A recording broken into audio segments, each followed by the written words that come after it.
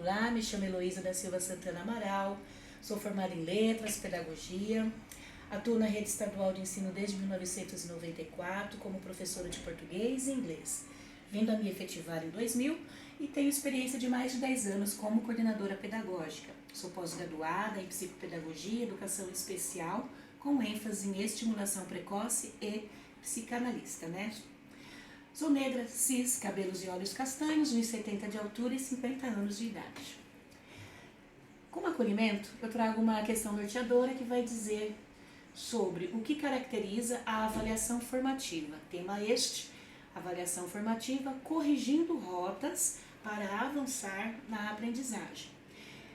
Como alternativas, há uma prova formada por questões sobre diferentes objetos de conhecimento, proposta bem no meio do processo que vai compor a média final do aluno, ou B, um processo contínuo de avaliação feito ao longo das aulas e realizado por meio de diferentes instrumentos, provas, trabalhos, projetos, debates e autoavaliação. A alternativa correta é a B, por se tratar de um processo constante que envolve várias dimensões, desde a escuta de relatos, compartilhamento de registros, anotações, conversas, desenvolvimento de projetos, etc.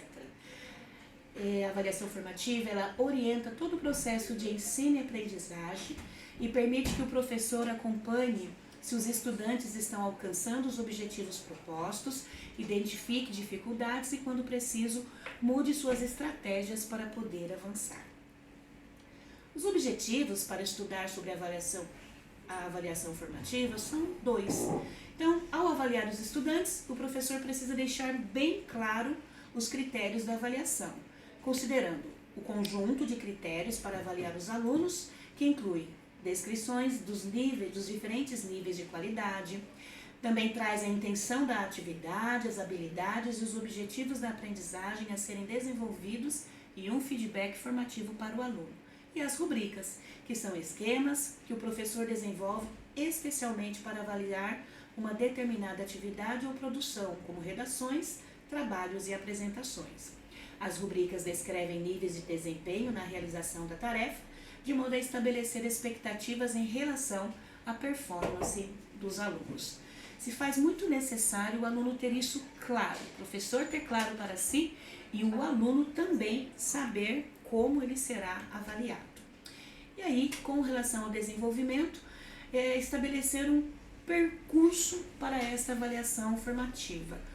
O que faz algo ser formativo é responder a uma pergunta. E daqui para frente, o que eu faço com este resultado?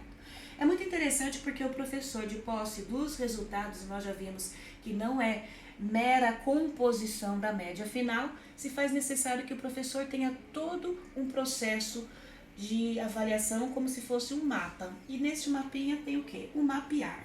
Então, o mapear vai desde o começo do programa, da unidade temática, uma avaliação diagnóstica. Essa avaliação diagnóstica também é conhecida por sondagem. Isso vai permitir fazer o levantamento prévio dos alunos. Então, depois disso, ele tem a função de permitir um ajuste no planejamento do professor, além de instrumentos mais tradicionais como provas, as rodas de conversa, atividades, mão na massa, também são ideais para esse tipo de mapeamento. Ou seja, percebe-se que é algo prático, lúdico, que não precisa muitas das vezes se escrever nada. Depois disso, um planejamento. Como resultado da avaliação diagnóstica e os objetivos de aprendizagem definidos, é possível desenhar o percurso pedagógico e as experiências didáticas que acontecerão em determinado período do tempo. Então, este planejamento se faz necessário, seguindo o nosso mapinha, para que o professor tenha o seu caminhar em direção à melhoria do aprendizado deste aluno. Depois, como ele vai intervir e avaliar. Então, conforme as aulas acontecem, a avaliação formativa está sempre em cena para acompanhar o desenvolvimento dos estudantes. Vale desde a autoavaliação e avaliação por pares, até andar pela sala e anotar como vão as discussões em grupo. Para isso, é essencial que o professor tenha intencionalidade pedagógica, ou seja, tenha claro para si as aprendizagens que está buscando reconhecer naqueles alunos após o processo de estudo, com critérios e expectativas bem desenhadas por exemplo, por rubricas, isto é, a descrição dos níveis de desempenho esperados na realização de determinada atividade. Então, o professor ele tem que acompanhar de fato o passo a passo da aprendizagem do aluno, de como ele está sendo avaliado. Depois, analisar. As informações obtidas vão permitir uma análise do desenvolvimento da turma e de cada estudante em relação aos objetivos de aprendizagem esperada. A avaliação formativa deve ser informativa para o professor do início ao fim, respondendo às perguntas como: o que meus alunos devem saber sobre este assunto e que informações sobre o aprendizado dos meus estudantes consigo obter aqui? A partir daí vem o replanejar e o intervir. Com análise feita, é hora de planejar novas intervenções que sirvam para retomar ou reforçar alguns pontos. Por exemplo, elaborar novas atividades inicialmente não planejadas ou ainda organizar uma nova sequência das aulas.